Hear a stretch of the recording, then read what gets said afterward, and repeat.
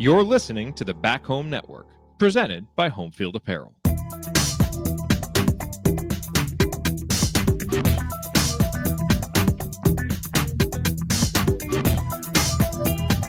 Welcome back to Crimson Cast. Galen Clavio, Scott Caulfield joining you here. It is Sunday. We just recorded a podcast. We're recording another podcast, which won't come out till the next day. Right. But Scott and I have been talking for like an hour straight now, but you're only hearing the second half of it. But you can go and check the first half. We've already put that on the feed. Hopefully you're listening sequentially. If you're listening to this out of order, I don't even know what to tell you at this point. But we won't do a lot of inside jokes from the first hour. We'll keep it fresh. Right. Yeah. We used all those up last time. Yeah. But anyway, we are here. It's great. It's a beautiful day outside. Scott, how are you doing? It's good to see. I love you were in Hawaii recently. I love the hoodie. Hawaii shirt. Got the gear. It's a good look for you. I like that a lot. Yeah. Thank you. No, I'm doing fantastic. The weather's awesome. We have a busy day going out to a graduation party. Oh. My son's doing a band thing at the high school, and then we have a birthday party, and then another party. It's May, man. It's busy. Well, I'm digging it. I'm excited about just in general what we're seeing in the state of Indiana right now. Is a lot of fun stuff going on. It's been like 5 years, maybe 7 years. I get really close to this. Like, we're about to hit the best run of Indiana sports we've had in a while. I'm like, I was there with the IU football in 2020, and then it didn't hang on. And then it was like, all right, Oladipo and the Pacers, like, we're going to be there. And then no, it's like, all right, Woodson's going to turn it around. Like, there's been these moments where it's like, all right, now we got Trace Jackson Davis back. It's like, we can't get, for me, it's the Colts, the Pacers, and then IU basketball, football. Can we get that four-headed triumvirate or quadumvirate going? But we're not there yet. If it's four-headed, it's a tetrarchy. Yes. I think that's right. Tetrarchy is four. Let me look. Tetrarchy. I'm tired. This is great radio. Quad not? I mean, quad is four. Well, no, the Tetrarchy was established in ancient Rome. This was Diocletian's effort to restructure the Roman Empire. For those of you who claim that you're obsessed with the Roman Empire, if you don't know about the Tetrarchy, I would submit you're a fraud. That's fair. Okay. So, but this was where you had the two senior Caesars and you had the two junior Caesars. And the idea was we need a succession plan for each end of the empire. And that worked until someone decided, you know what, I would just like to retain power for myself, which is essentially how the history of humanity has worked out across the board. But that would be a four-headed monster, the Tetrarchy. Okay. And that's kind of like what's happening in college football playoff. We're doing that. Kind of, yes. Yeah. I think that's not wrong, certainly. Yeah. We're it's funny you say that, because the power four will likely turn into a power two. It's very similar to what happened in the Roman Empire. Hopefully that doesn't end with college football being invaded by barbarian hordes. But you never know. It's always possible. Would that be like arena football or something? That's right. That would be. I think that's like the XFL would be the barbarian hordes at this point, right? The last messages of Vince McMahon coming in and taking it over. He hates me as the new commissioner of college football.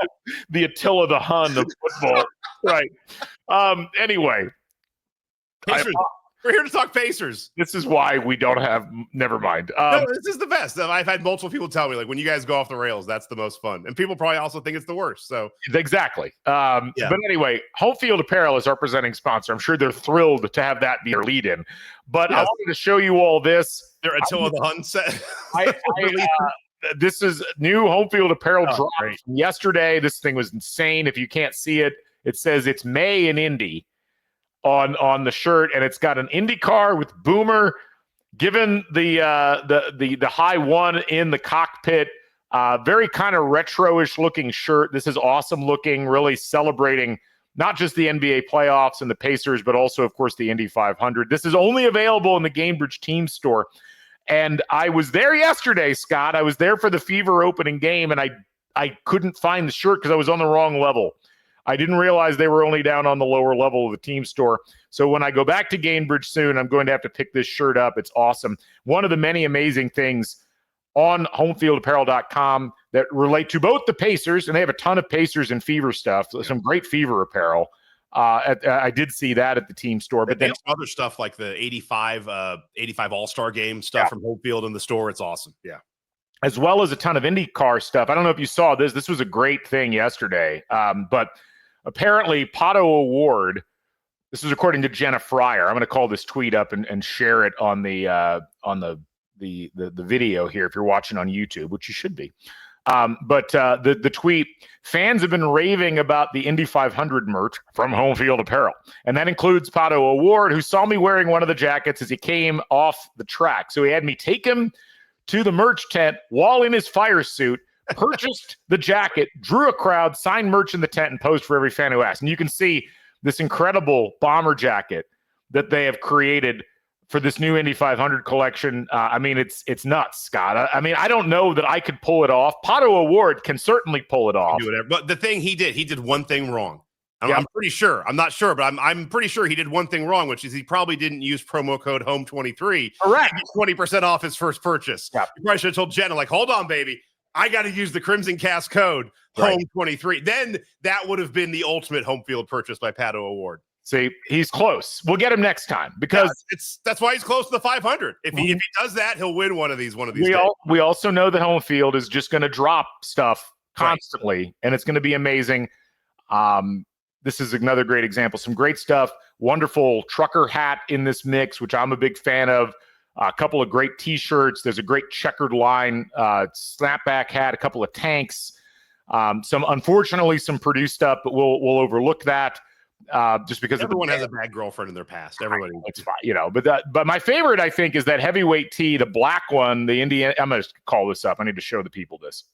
This is a great shirt. The home field heavyweight tees really are kind of the go-to for everything. They're just so good. But here we go. That looks so classic. Like I've gotten to the point in my life, as you can see me wearing my Hoosiers Connect I'm in shirt. I need simple patterns, like, too many colors. I feel like I'm 16 and sadly I'm just not anymore. So I need something that says I'm serious, yet I also am fashionable. And that shirt, that black IMS shirt with the wing wheel logo, absolutely perfect. So anyway, Home23 is the code. Go to Home Field Apparel, follow them on socials, and we appreciate their patronage and their support always here on the Back Home Network. Also, quick reminder, we're on YouTube. Go to Back Home Network on the YouTube channel. Bang the subscribe button. Get notified every time we upload a new podcast or when we go live. We've got YouTube Shorts that we've been putting up, little snippets of our videos and podcasts. We've got the entire roster of big shows that come out every week or every month. Assembly Call, Doing the Work, Dribble Drive, X's and Joe's. We're going to add more shows to the network coming up here over the course of the next few months. It's a great time to be a subscriber to the Back Home Network. You can also subscribe to Crimson Cast specifically. Just go to crimsoncast.substack.com, and it's free to subscribe. You also get a chance to support the podcast financially, which we certainly appreciate. Scott? And you get VIP videos. Like Tony and I did a Pacers VIP video this week. That's right. Right up Meridian suddenly springs back to life. Literally right up Meridian as Tony was driving to work. It was him driving while we're doing it. Yes. So I want to start this pod with this question to you is kind of connecting racing and Pacers. Is 2 years ago, you and I were at a practice for IndyCar, the Indy 500. And we just sitting there, you and I BS in all kinds of different sports. And you had I don't remember all the talk, but just kind of a 5 or 10 minute diatribe on the Pacers, like just things they've done wrong, like things why you weren't like super happy with where they're at or what they've done over the past. And now we're at a point where I know you're a little more excited. I mean, they've had 2 really good seasons. We're doing a pod about it. I'm very fired up. Everything you said, I remember at the time being like, it's all true, but it was just what has changed in your mind over 2 years with this Pacers? Do you think they're more on the right path, or is it just some of the moves they had made ended up working out? Well, I think so. I remember very well that conversation that we were having. I think that was May of 23 that we were meeting. And you told me to buy a new phone, and you were 100% right about that. I mean, I'm not always wrong. But keep in mind, at that point, like the Pacers had finished 35-47. They were tied for 11th in the conference. They missed out on the play-in games somehow that year. Right. And, that team, go back and think about how that team was constructed and who was on the team and who their statistical leaders were. Do you remember who the leading scorers on that team were? That was the year they traded for Halliburton. So, I mean, Sabonis still could have been up there. I mean, it probably was so Turner or so Halliburton and Turner were still the two leading scorers, but like the third and fourth leading scorers on that team were Buddy Hield and Benedict Mathurin. Yeah. But this was like a very embryonic looking team. You had a bunch of players on that team who are still on the team now, but were very much in the embryonic stage of their careers. And, you know, my concern at that point with the Pacers and how things were going with them was that they were kind of in that netherworld that we have seen a lot of teams struggle to get out of. And the Pacers really were in for most of the post Paul George, Roy Hibbert era, which was not good enough to get talent at a level that would be commensurate with competing on, you know, at the top level of things, but also not bad enough to get draft picks that you could use. And you think about at that point, or not bad enough to not get the draft pick in the lottery. Well, there you go. Yeah. Get it, but yeah. So again, at that point that we're having that conversation at the end of the 22-23 season, this was the previous decade for them. Okay. It's starting in 14-15, missed the playoffs, right. Lost in the first round, lost in the first round, lost in the first round, lost in the first round, lost in the first round, missed the playoffs, missed the playoffs. That had been, and I'm sorry, missed the playoffs again. Right. So they had missed the playoffs 4 times. And they had lost in the first round 5 times, and there was also a lot of Lance Stevenson in those years as well. Yeah, well, right, and look, you had Oladipo. Here's their leaders in win shares during that stretch. Okay, George Hill, Paul George, Jeff Teague, Victor Oladipo, and then Domantas Sabonis 4 times, and then that was the first year, 22-23, that Halliburton had led them in win shares, but it was one of their lower win share leader totals of that period. And so the reason I say all of that is a lot of people have rightly been giving Kevin Pritchard his flowers for how the Pacers have looked over the course of the last 2 seasons. I would submit at this point that the experiment has been successful, and it took a long time to get there. And it is certainly an argument in favor of a long-tailed developmental plan if you believe in who you've got. And I think Sam Viceni on their podcast, I think it was Sam Viceni on Game Theory, was talking about the Pacers and how impressed he was with Pritchard and his assistant and how they had put this team together. Because, you know, what really did solidify it was the Halliburton trade, where, you know, they get Tyrese Halliburton. And it's, you know, it's one of those things, as Viceni pointed out, that is still an outgrowth of the Paul George trade. Right. And, you know, the idea that they trade George, they get Oladipo and Sabonis, and then Oladipo ends up getting traded. And, you know, all of these things lead to this situation where they get Halliburton. And this is where, again, the best GMs generally are able to continue to turn those trades over and continue to get assets. And then you hit on one. And they clearly have hit on one with Tyrese Halliburton. I don't know that it was necessarily really visible at the time that they were going to be able to do that. I'll be the first to say, look, I should have, you know, maybe I was wrong. But up to that point, I hadn't seen a ton there that told me that process was going to be successful. I take my hat off to the Pacers for making all these moves and doing so. And again, this was something that was pointed out by Viceni, despite not really hitting on their lottery picks. You know, you look at what's gone on in these series so far. Their top 2 highest drafted players are Ben Mathurin, who has been a bit player in the Eastern Conference playoffs so far, and Jarris Walker, who has barely even been a bit player. Like, I mean, Thomas Bryant has had more of an effect on games than Jarris Walker. So the fact they've done all this with bits and pieces that have come from various other parts of the NBA, whether it's Neesmith or whether it's TJ McConnell, who was picked up as a free agent, it's really impressive. They've cobbled together a team that's so interchangeable and plays at such a consistently high level despite going 10 deep. But I don't know that it was really readily apparent when you and I were standing in Gasoline Alley in 2023. Agreed. And I'm not picking on you. I was probably more positive in the fan perspective, just like, yeah, but still, like, yeah, but because I like him. I saw something in how, I mean, I'm not gonna say I saw it, but like, I just was like, Halliburton's interesting. Like, I was excited for that, but I was thinking about this question. To me, where things changed even for me, where I'm like, ooh, the Pacers are, because everything you said at that time was, and it was, you know, your point that I remember was just about, you know, we can't get free agents. Like, it's always going to be a problem. Like, you know, David West is probably the best free agent, and they don't make big trades.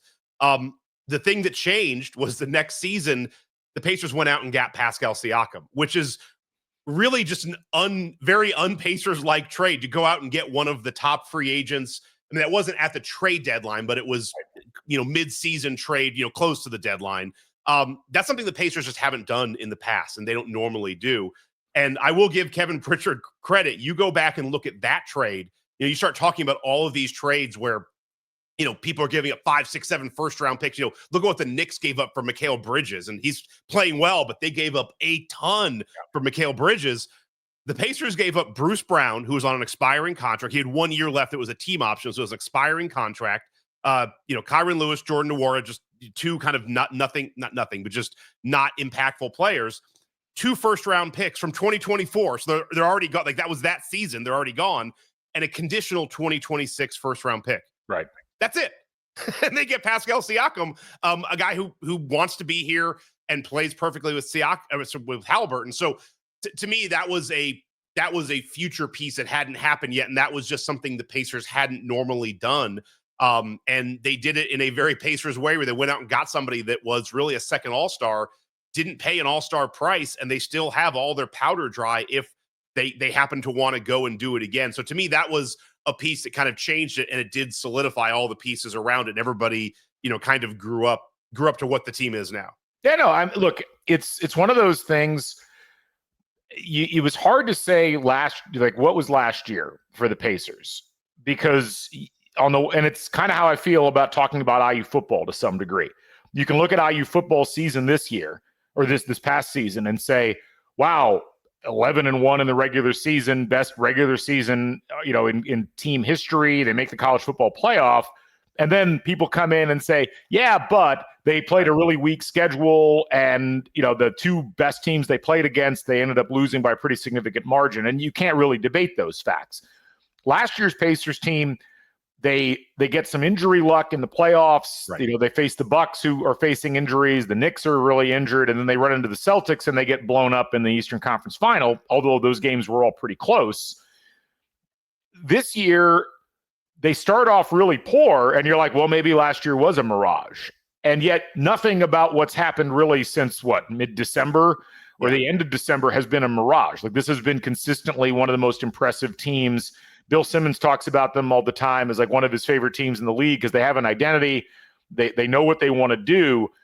And what is looked upon in many cases as a weakness in the NBA, not having like a do-it-all superstar like a Jalen Brunson or a Jason Tatum, is actually a strength for this Pacers team, because of the way that their superstar in Tyrese Halliburton fits within the larger perspective of things. And I'm fascinated because 2 things fascinate me about this. I was trying to explain this to I was talking to Grace Ybarra, who's over in St. Louis right now, grew up in Indianapolis, Pacers fan, but I was like, this is kind of how the 90s Pacers felt. Right. Where, this was, if you think about the way that all of the teams in the NBA at that time, they were all built around like a bona fide superstar. The Rockets were built around Hakeem Olajuwon. The Magic were built around 2 superstars in Shaq and Penny.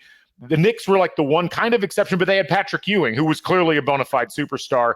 The Bulls obviously had Jordan and Pippen. The Pacers, like, their biggest superstar was the most unusual player at that caliber in the league, in Reggie Miller, like a shoot first, guard who had to run off screens and couldn't create his own shot. Their second best player was Rick Smits, who again was like, not the Olajuwon or Ewing types. He was almost gazelle-like in the way he wasn't a banger in the traditional way, but he could score from a variety of different ways. And then they had a bunch of interchangeable parts, whether it was Dale Davis or Antonio Davis or Jalen Rose or, Jarek McKee, any of those guys that made up the core of that roster. But they were a hard team for the NBA brain trust to get their heads wrapped around, because they just didn't work the same way that the other teams that were at the top level in the NBA during that time period worked. And that's really how this Pacers team feels. You've got Halliburton, who's an unusual star. You've got Miles Turner, who's been around forever. And, he's kind of the one that fits the least within the team, but he provides so much spacing that it makes the whole team work.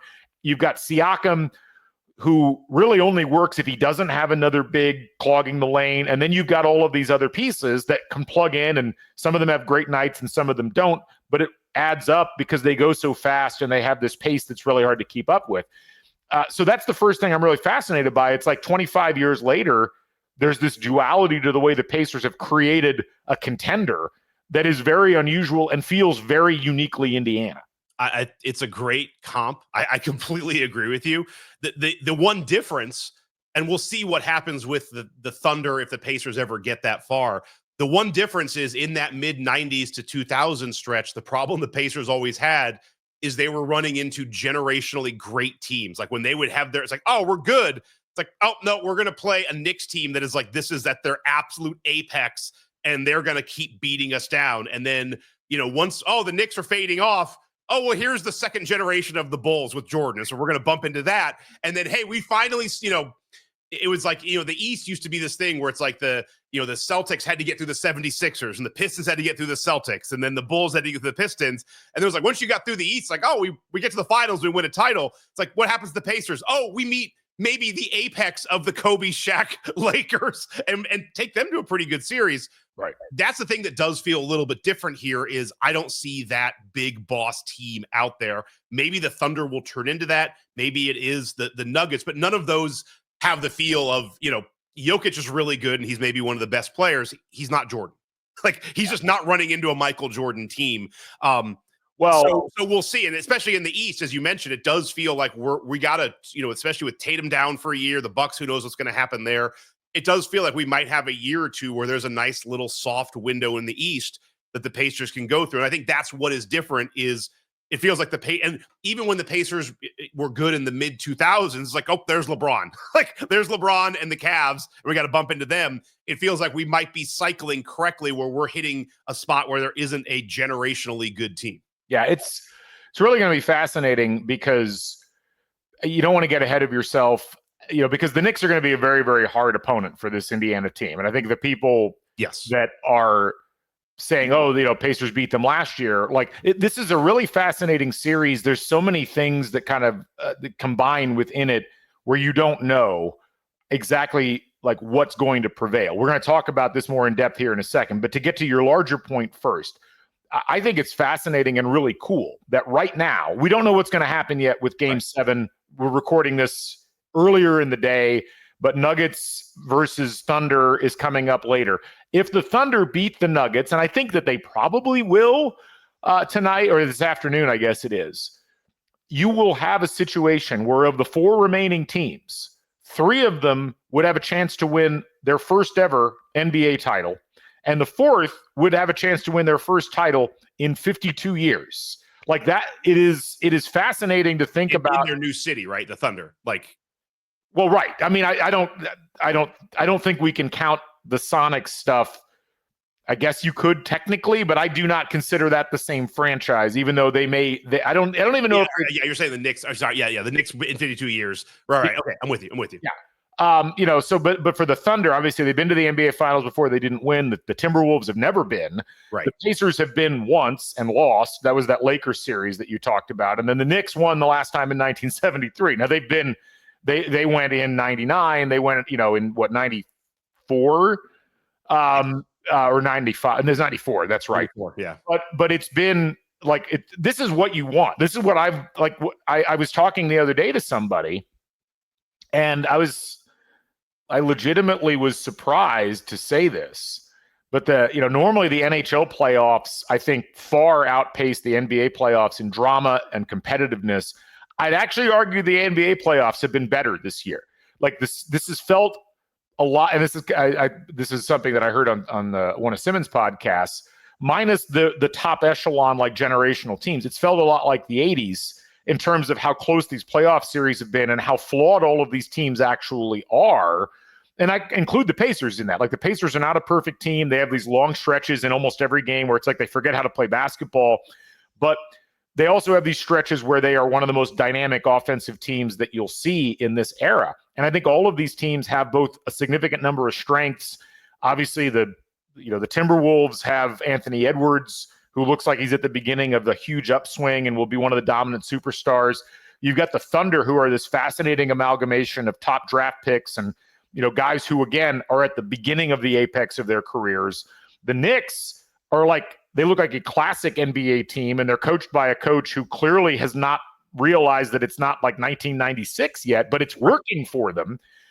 And then, so I'm just the level of competition and the surprise that we've seen, the Celtics going out, the Lakers going out, all of these different things that have happened so far, the Clippers losing in the first round, the Nuggets firing their coach, 3 weeks before the end of the season and somehow getting to the doorstep of the Western Conference Finals. This has been a legitimately fun NBA playoffs, and that really is not always the case with the NBA playoffs. No, I completely agree. And then, for as what I think is interesting, the Knicks just are consuming all of the media in the NBA landscape.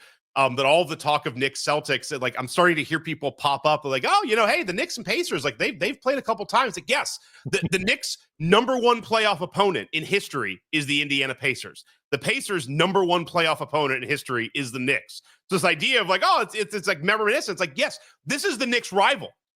All the talk of Knicks Celtics, they don't play in the playoffs. It's happened 2 or 3 times. The rival is the Pacers, and they've had epic battles. They've had moments. I know the Knicks probably don't want to admit their rivals, the Pacers, because they're New York, and so we got to be against Boston and Philly. It's no, this is a great rivalry, and it's happening back-to-back years. This is something. It's the only thing that's frustrating to me as a Pacers fan is sometimes and I get it, it's the slight of Indiana, but you have these, the Pacers and Bucks is turning into a great little rivalry. The Pacers-Knicks is now going to be the second salvo of this rivalry. Could be happening again. It's this is to me what the NBA should really be focusing on is some of these burgeoning rivalries. And of course, it's, Pacer centric, but I agree with you. I think there's some great storylines coming in here. And I think it's going to be a fascinating series against the Knicks because, the thing with the Pacers is, some of the injuries are real injuries. And so Damian Lillard tearing his Achilles, that is just, it's not a freak injury for somebody who's coming back from, playing hard playoff minutes at 36, things like that happen, 34 happen. But I've said this a couple different times, talked about it on Tony with our, VIP pod. Part of what the Pacers do is they try to wear you down. I'm not saying they're trying to get you injured, but you saw what happened to Donovan Mitchell at the end of that Cavs series. They kind of funnel everything to, all right, Donovan, you're taking the ball. You're taking the ball. We're going to pick you up 94 feet. We're going to pick you up here. We're going to throw Ben Shepherd. We're going to keep throwing dudes at you, and we're going to wear you down. And you saw it happen with Donovan Mitchell, where by the end of game 5, he was just tired. And I mean, he did tweak his ankle, but I think part of that is just being overused. And you saw it last year against the Knicks. Some of them were Brunson broke his hand. That's just a different injury. But a lot of the injuries that were happening with the Knicks were based on overusage. And that's partially because Thibodeau plays 5 or 6 guys. But I think it's also the fact that the Pacers go deep and they wear you out and they make certain guys do a massive amount of work, and they're going to put a ton on Brunson. And I'm not rooting for injuries, but I'm just saying I think that is a strategy of the Pacers is all right, we're going to wear Brunson down. So when we get to games 5, 6, and 7, he's not going to be at peak performance. And, you can say, oh, every team does it. The Celtics didn't. The Celtics let Brunson walk the ball up. They don't pick him up for defense until half court or a little bit past. Pacers don't do that. The Pacers are singularly unique in the way they pick everybody up full court for the entire game in the playoffs. And it's going to be fascinating with the Knicks. I mean, the Knicks are going to have, if you want to, a lot of it depends on how you want to define the best player in the series. And if you want to define the best player in a series as the player who can score the most points and generate their own offense the most, Knicks have it. They're going to have it. I mean, they've got Jalen Brunson. But what is interesting is they've got players who don't necessarily want to run up and down the floor all the time. Is Karl Anthony Towns really going to want to hustle down the floor defensively on a regular basis? That seems unlikely. Right. Now, the other thing that's really fascinating, I think, about the Pacers and Knicks is that this is a team with the Pacers now that has had to play in a bunch of hostile environments. And this is where last year becomes really helpful for them in terms of the experiences that they had and how they are going to be able to process those coming into this year. So last year, if you think about what happened in those playoffs, Pacers start off, they're the 6th seed. they beat Milwaukee 4-2. And, in that series, they had to win a couple of games, obviously, at the Fiserv Forum up in Milwaukee. They win game 2 up there. They come back and they finish finishing up in Gainbridge in game 6. And then in the next round, again, playing real quick, just stop there and just to hit that point. They didn't just lose their first game, at Milwaukee. They lost 109-94. They kind of got their doors blown off. Right. They came back and won. Won 3 in a row, and they went back to Milwaukee up 3-1 and got their doors blown off again, 115-92, and then turned right back around and won at home in game 6. So, I'll let you go, but they do a great job of shaking off some of these games where they seem to not play great or play well. But it's they've had these losses or moments where they could be broken. And I'll just quickly go into the Knicks series. That first game was the game where they lose 121-117. That's the game where they're leading most of the way. They're playing them really tough.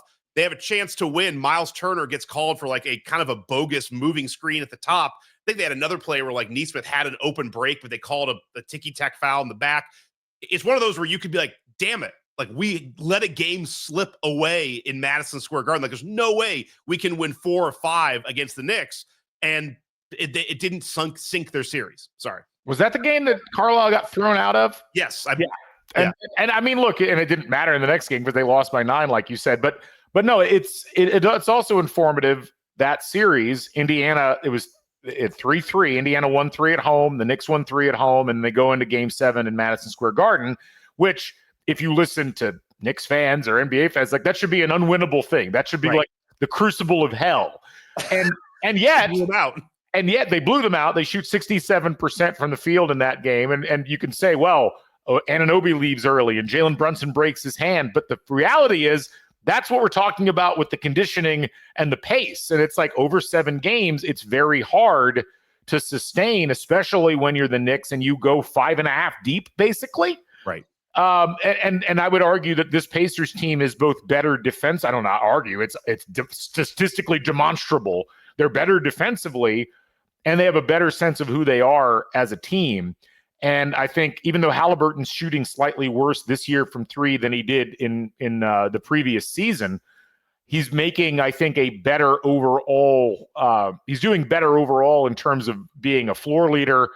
He's it's interesting because last year he ends up as an all-star. He ends up averaging 20 points and 10.9 assists a game. His statistics are actually slightly worse than that. He's averaging 18.6 points and 9.2 assists a game this year. But where it's gotten better is that he doesn't have to play quite as many minutes, even though he's playing slightly more, but he doesn't have to. He's doing a better job of facilitating. And I think Carlisle, as we saw, especially in that Cavs series, has really been able to figure out how to essentially put the right guys on the floor at the right times to take advantage of mismatches and take advantage of situations where they feel like there's a weakness they can exploit. Again, this is something that they talked about on the Game Theory podcast, but the Pacers they relish the opportunity to go at you in mismatches that they're able to create. And the nice thing is, because most of the time they've got 4 guys that can score at any one time on the floor, you're almost always going to have a mismatch that you can go to because not everybody's got that. And you figure that Knicks team last year, they had Dante DiVincenzo. They had the guy who I'm forgetting now, the Hartenstein. Yeah. It was a different team. This Knicks team is very good, but I do like the Pacers' chances in this because of how deep they go and the fact that for whatever reason, the Knicks just decided to keep their starters in for a really long time in that Celtics game 6. That they get some rest here, but the fact they had to play that extra game certainly helps as well. No, and this is something the Pacers have done all year. And what's funny is, Halliburton does so many things that don't show up on the stat sheet, which I think is where you get, some of the overrated stuff. It's just if you look at the numbers, it's man, this guy's got 12 points in a game. It's well, he did a lot of things, a lot of hockey assists. He moves the ball. What I've found so interesting with this Pacers team over the last couple of years is it's just so unique that you have a backup point guard in TJ McConnell, who I would argue pushes the ball faster. you normally, it's like, all right, well, Halliburton's out. Now we're going to get a reprieve for the other team. It's like, oh no, you're getting TJ McConnell, who's actually going to get to his spots quicker and get into the paint even faster and drive, play at a completely different pace. I think you have that. The other thing that was just totally, apparent in that Cavs series was in game 3. I was at both game 3 and 4. Game 3, the Cavs come out and they go to a 3-2 zone with, I think, Mobley in front and Jared Allen in back of the 3-2. And it's like, oh my God, the Pacers weren't quite sure what to do. They looked a little flummoxed. And it's like, you got 2 7-footers who are both super agile, great defensively. Like, how are you going to score against the zone? And they didn't. They lost 126-104. It's like, oh my God, the Cavs figured something out. And the Cavs just came back. It's like, all right, we're running the same 3-2 zone. And the next game, the Pacers just destroyed the Cavs. And obviously Carlisle was like, okay, we're going to go figure this out. And we're going to have, they had 6 different options of Siakam in the middle, Nesmith in the middle, Nesmith the side. Like, and it's like, almost like the Pacers were like, oh, we figured it out. Like, and you guys don't have another move. This is great. We're just going to carve you up. And I think it goes to show, very underrated Rick Carlisle as a coach. He's been around forever. Yeah. If the Nuggets, right now, even if, no matter who wins the Nuggets Thunder game, he'll be the only coach with a title under his belt. I'm not saying that is an end all be all, but this is somebody who's been there, who's done that. And he has shown over and over again. It's like, all right, when moves need to be made, he can make moves in adjustments in a series. And that's something looking to this Knicks series, Thibodeau kind of coaches his way. Carlisle, you look back, he was a defensive guy. Now he's an offensive guy. I mean, he changes to the style of the team. He changes game to game how they attack things. Thibodeau plays 5 guys and really doesn't change the way he does stuff in a series. So I like the adjustments the Pacers could make throughout the series against the Knicks as well. But I just think this series again is showing what a great coach Carlisle is. Yeah, it's one of those situations where I don't have any idea what happens in this series. I don't think anybody really does, because I could make an argument for either of these teams to win in 5. Correct. But I could also make an argument for the series to go 7. And I understand Pacers fans feeling confident because of how well they played. And, you can say, oh, well, people were injured in the Cavs series, but I mean, they beat the Cavs in 5. Right. They saw all of the players at various times. And then, game 1, Garland wasn't out there, but everybody else was. Right. And I still have questions about how injured Donovan Mitchell actually was in that last game. That felt a little Chris Duhon-ish from back in the mid 2000s with Duke.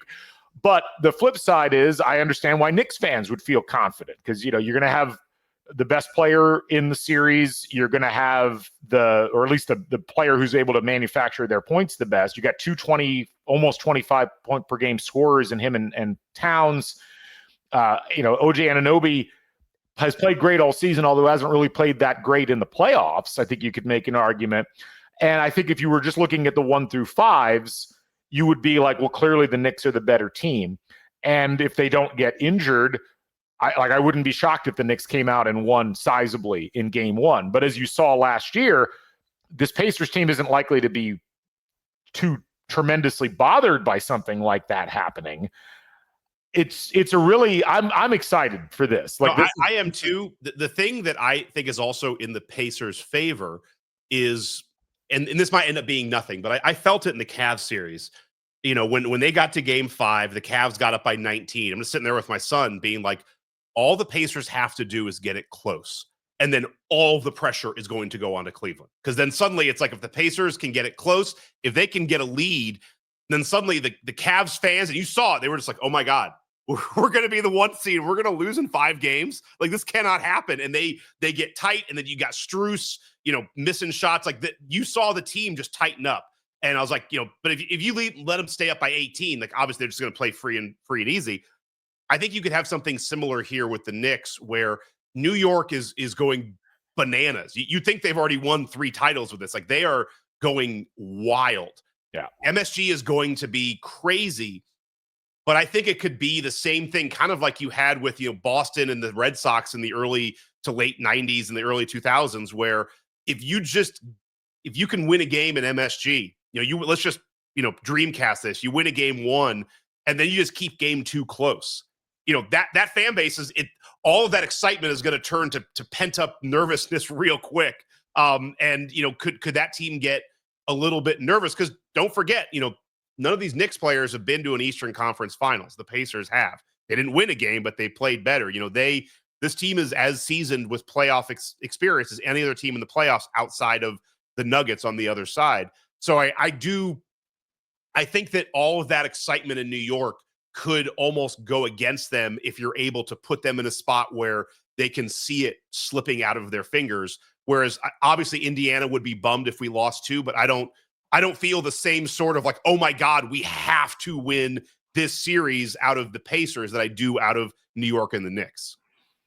And it's ironic because, what's funny, first of all, if you look at the ESPN projections, like all of their experts projecting Pacers-Cavs, everybody picked the Cavs. Right. And projecting Knicks-Celtics, everybody picked the Knicks.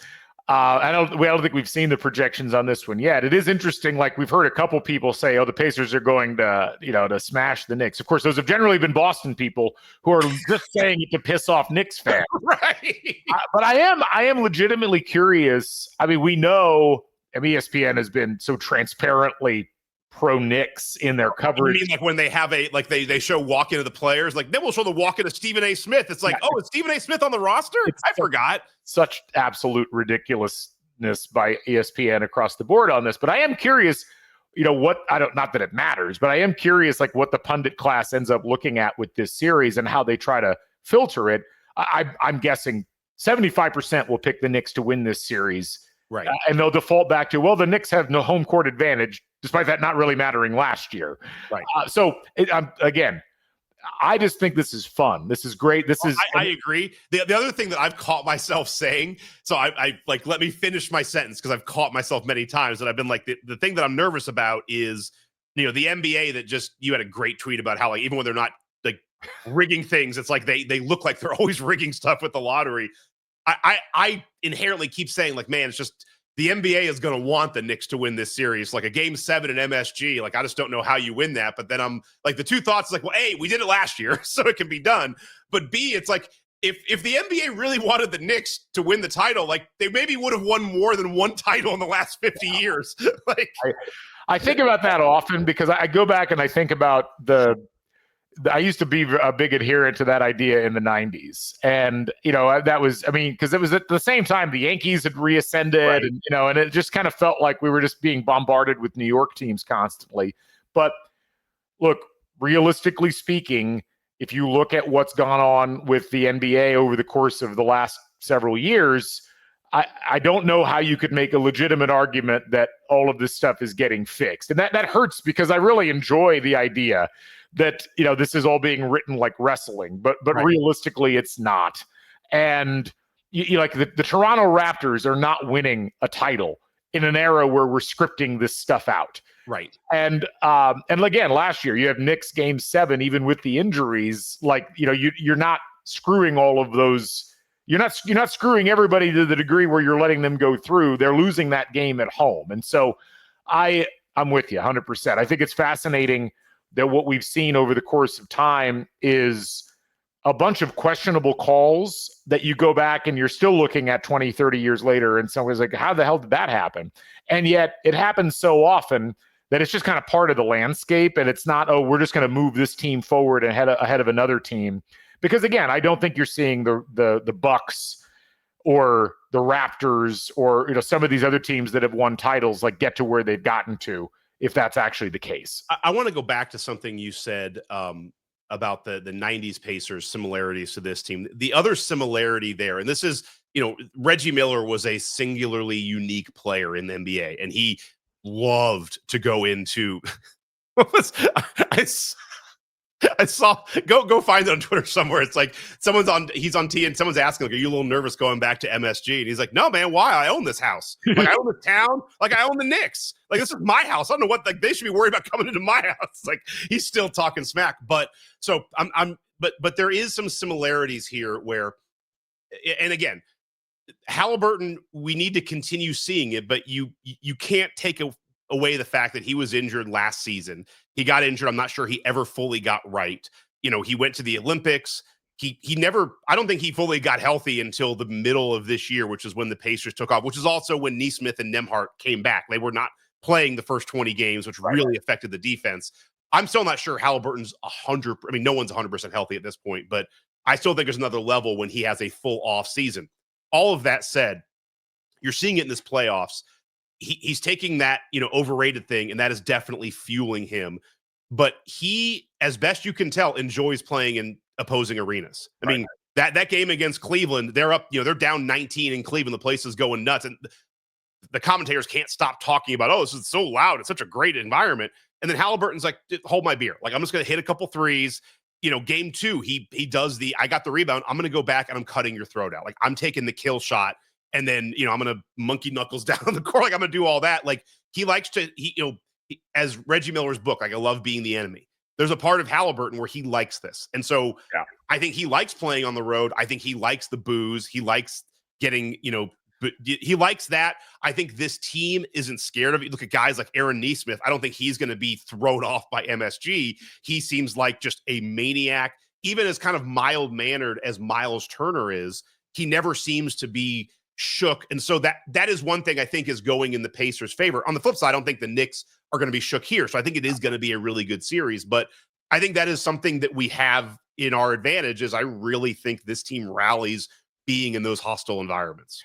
And I think it's important to keep in mind that these two teams were essentially dead even in the regular season. It's like a 2-game difference. One game. It was 50. Yeah. The Knicks finished 51-31. The Pacers finished 50-32. Brunson was out for a while towards the end of the season. The Pacers made up a bunch of ground. But it's the difference. It probably worked out for the best for everybody, because I think the Pacers were uniquely suited to beat the Cavs this year. And I think that the Knicks kind of got a bit lucky with the Tatum injury, but they were playing the Celtics a lot closer than people thought that they would. But both of these teams, the Pacers have been, the Knicks have been slightly better in both offensive and defensive efficiency. What's been interesting, if you look at like the last 5 games, the Pacers have been slightly better defensively than the Knicks have against their competition. Does that carry over into this series? I think a lot of it is going to depend on, can the Pacers play good enough defense and play at a fast enough pace offensively that it starts to wear the Knicks out? It really does seem to come down to that. And then, are there any other major injuries? Do we see anything happen? And can you actually get, if you look at what the Knicks have done over the course of the season, their top 5 players all averaged 35 minutes or more per game. And in the playoffs, Anunoby's averaging 40 minutes a game. Bridges is averaging 40 minutes a game. Brunson, 39 minutes a game. Hart, 37 minutes a game. And Karl Anthony Towns, 36 minutes a game.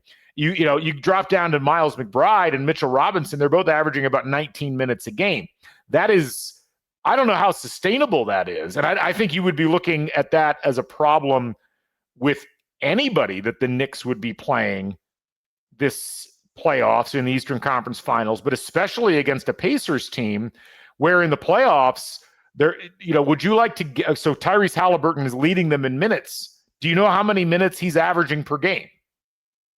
Under all of the ones for the Knicks. Probably like 32. 34. He's averaging 34. Yeah. Nembhard's averaging 33, Siakam 32, Turner 31, Nesmith 29, close to 30.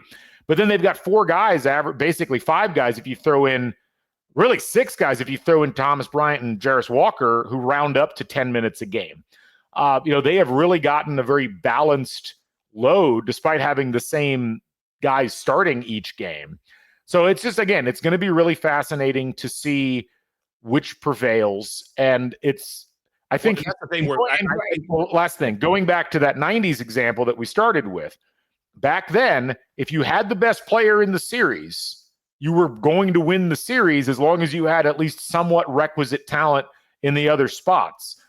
I don't know if we're in that NBA right now, Scott, because so much of it is about efficiency and so much of it is about, if you're going 6-7 games in a series, what can you do over the full extent of that? So I don't know if it locks up right now within the confines of what we would have expected in the 90s, or whether this Pacers team is just built for this particular era where you can stretch the roster down 2 or 3 additional spots, and that gives you the advantage over a 6 or 7 game period of time.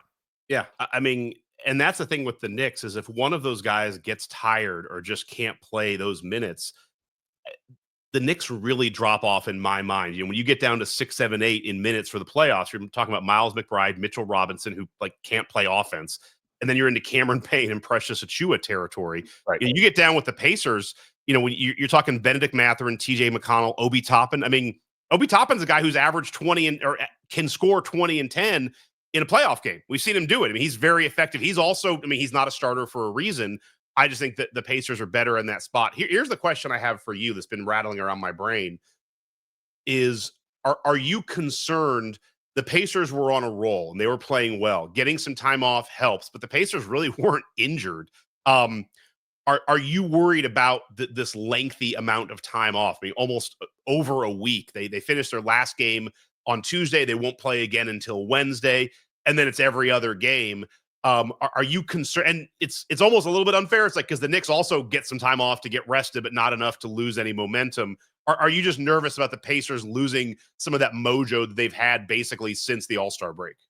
No, I'm not, in as much as I do think that whether or not we know about any top level, like, you know, really bad injuries, people get dinged up in these. Right. We saw a couple of those. I like the break for 2 reasons for the Pacers. One, I don't know that any amount of rest for the Knicks is going to be enough to compensate for the way that Thibodeau plays them if fatigue is going to be an issue.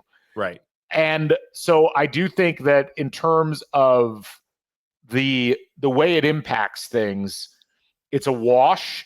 Like would it have been better? It certainly would have been better if the Knicks had been forced to a 7th game and had even less rest. But I think that dissipates after a while. But I think the pace that the Pacers play at and the confidence they get from saying, "Hey, everybody picked us to lose to the Cavs, and we just beat the Cavs in 5." I don't know that that's ever going to be a bad thing from a mentality perspective, particularly if, as I would expect, the Knicks are a betting favorite in this series. But the other thing I'll say is that you mentioned Rick Carlisle, and you mentioned the way that the teams are, you know, the way that he's managed to overcome issues with matchups and whatnot. I love the fact that he gets extra time to scout and evaluate this Knicks team. They go back and look at the games that they played against them in the regular season and look at the way they're playing so far in the playoffs. Like the fact that he gets all this additional time to figure out the best way to attack the Knicks, I think is probably about as good of a thing as you could have, because, you know, any adjustments that you make early on that the Knicks have to adjust to, I think it's going to be harder for them because they have fewer pieces to adjust with. And that, so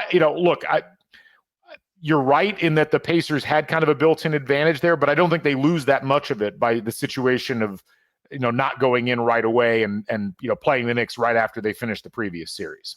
I will also say, I'm just looking it up, you know, Carlisle, what I also think is interesting, you know, you're talking the connection to the 90s. I look at Carlisle's championship year with the 2011 Mavericks. That was a team that wasn't, you know, that was a team that was done. It's like, Dirk sucks. Like he's not a real player. They have a tough first round series. They beat the Lakers in 4, and they played their last game May 8th. They start the Western Conference Final May 17th. So that season, they also had like 9 games off, and they went into Oklahoma. They played home that series. They beat Oklahoma City in that first game, won that game. And then, you know, then they played the Heat, where they were just like, well, this is LeBron's title. Like, this is the LeBron team.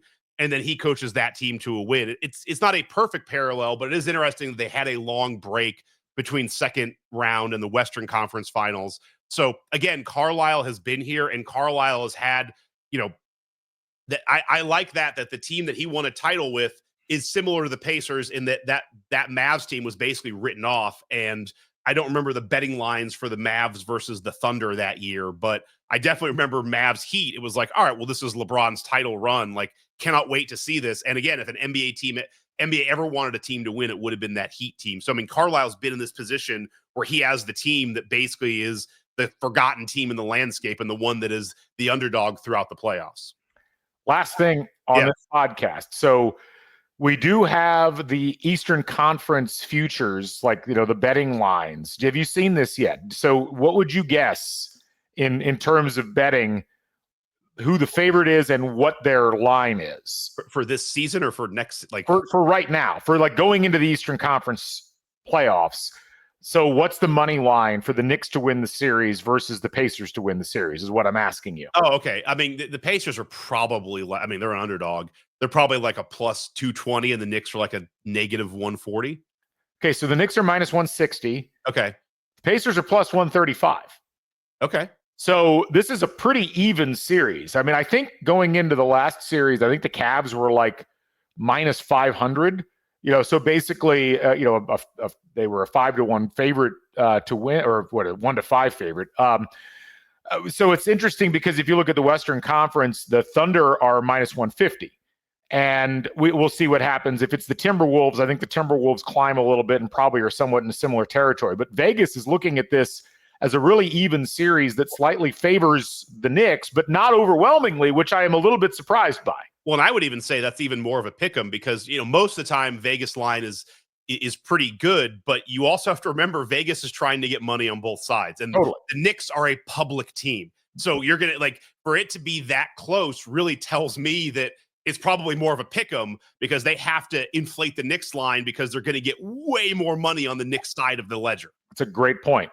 Also interesting, Eastern Conference Finals MVP futures. Would you like to guess the top 3? All right.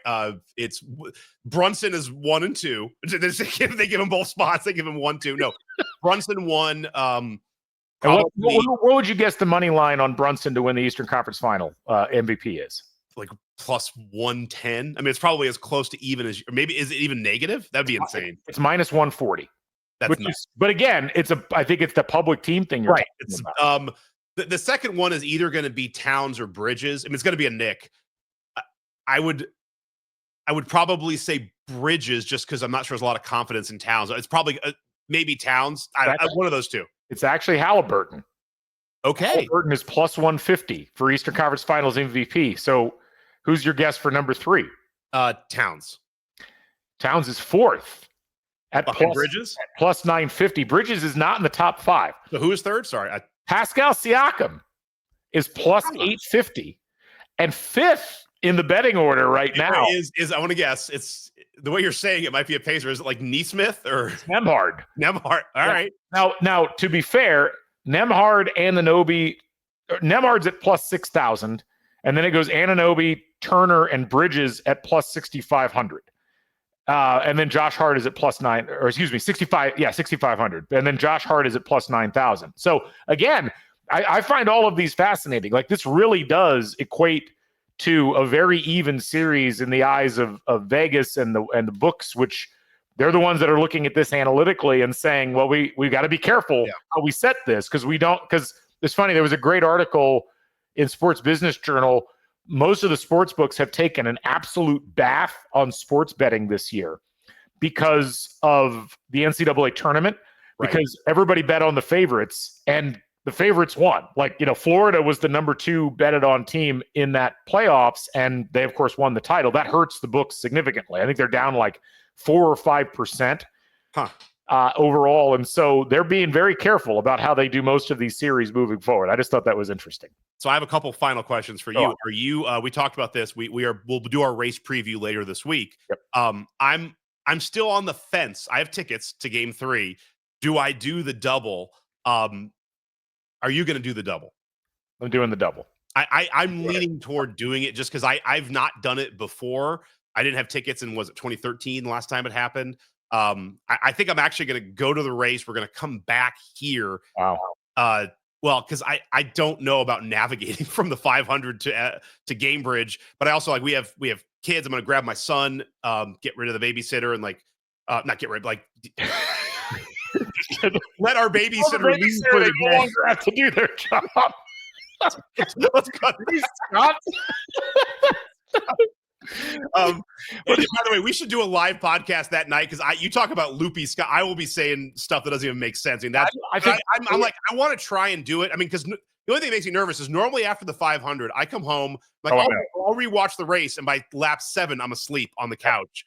I'm just gonna probably just chug Red Bull. I was gonna say we need to get Scott like a Four Loko sponsorship or something. we gotta have is there like an oxygen chamber that we could go to in downtown Indy? Is there some kind of revitalization thing? Is there like anyway, I'm going to try massage at like 6 o'clock? Just like something to get get yourself. I'm going to try the double. I'm going to come back and get my son, and I think we're going to go to the game. That's amazing. Well, you? That's the plan. I'm still working out the details, but that's the plan at this point. And here's the thing. It is such a cool, and as you mentioned, it's happened before, but it's just such a cool thing, and it's so uniquely Indianapolis. Right. And especially this year, because it just feels like a special year for the Pacers, and the way that the playoffs have fallen and everything. And that's not me predicting a Pacers win necessarily, but there's a vibe. And I'll say this, like I was only reinforced with this when I went to Gainbridge yesterday for the Fever opening day, sold out. There were a couple of empty seats sprinkled about, but I bought tickets kind of at the last second. These were upper level, like section 228, row 14. Paid $42 a ticket for the Fever, right?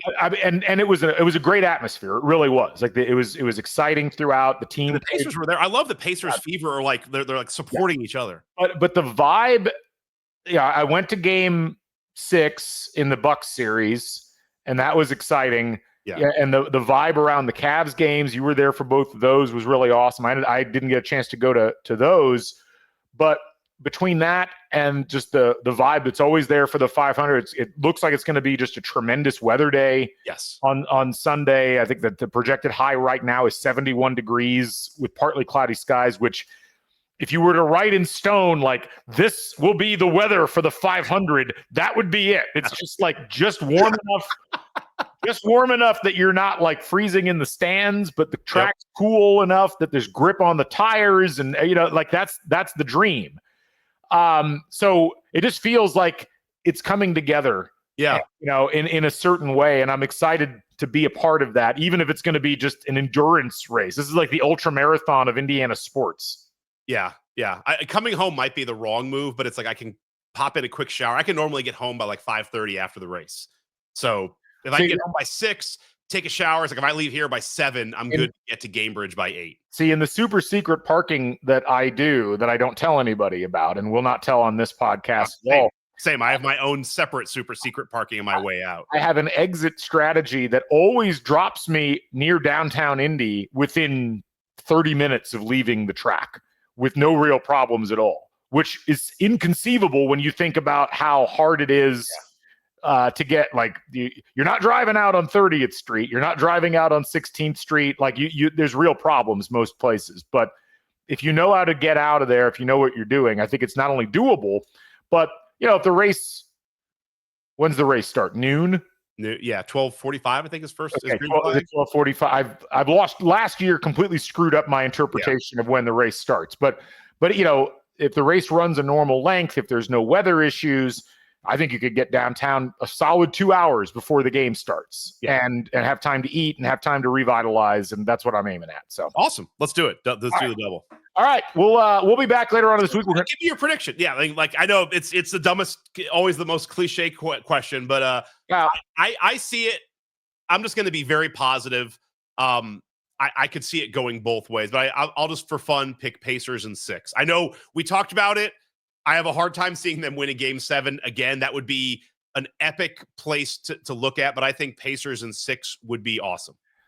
I'll take Pacers in 6 as well. And if you're a Knicks fan and you're like, no way, your Pacers are going to get swept, fine, whatever. I again, as we said in the podcast, you could justify almost any result in this particular series, and that's what I find. That these are the things that I love, and it's I said this. I didn't say it on the podcast, I don't think, a couple of weeks ago, but coming out of that Game 6 against Milwaukee, what made that such a remarkable thing was it was something I'd never seen before in person in sports. And, to me, what I love about series like this is that they act as a generation point for stuff that you've never seen before in sports, or experiences where you're like, this is unique, this is cool. And I wouldn't be shocked if it went one way or the other way. Like, I wouldn't be shocked if the Knicks won in 5. I wouldn't be shocked if the Pacers won in 4. Like, I could see that happening. It's not unheard of one way or the other. It just seems like this is going to be a very close series against two very good teams. And I think fans of either team who are writing off their opposition are missing out on just really enjoying the process and seeing how things go. I've always felt like the best way to enjoy sports is not by underrating your opponent, but by properly rating your opponent. And that oftentimes is hard for fans to do of either team. Yeah. So there you go. But shockingly, Scott and I both picked the Pacers in the series. Who would have guessed that? But I'm sure all the Knicks fans that are listening are bummed. Sure. Yeah, there's a ton of them. Matt Blask is listening, we know, and Matt Blask, a big Knicks fan. But we'll see what happens. It's going to be, and the other last reason to do the double is, especially for me as a season ticket holder, is Knicks fans travel. Because, I mean, for them, you look at the get-in price for MSG, it's going to be cheaper for them to fly here and go to Game Brews and go to an MSG game. And last year against the Knicks, there was a lot of Knicks fans in the house. Yep.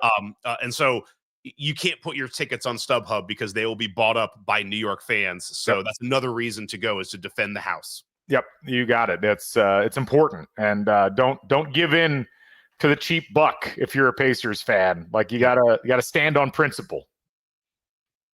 Keep that in mind, folks. Anyway, we'll be back with more. We got Indy 500 coverage later on in this week. Yes. IU football recruiting news coming up later this week. Got a special guest on that. We got IU portal recap with Taylor Lehman, hopefully this week. A bunch of fun stuff coming up. We really appreciate you folks listening in. For Scott, I'm Galen. This is Crimson Cast on the Back Home Network.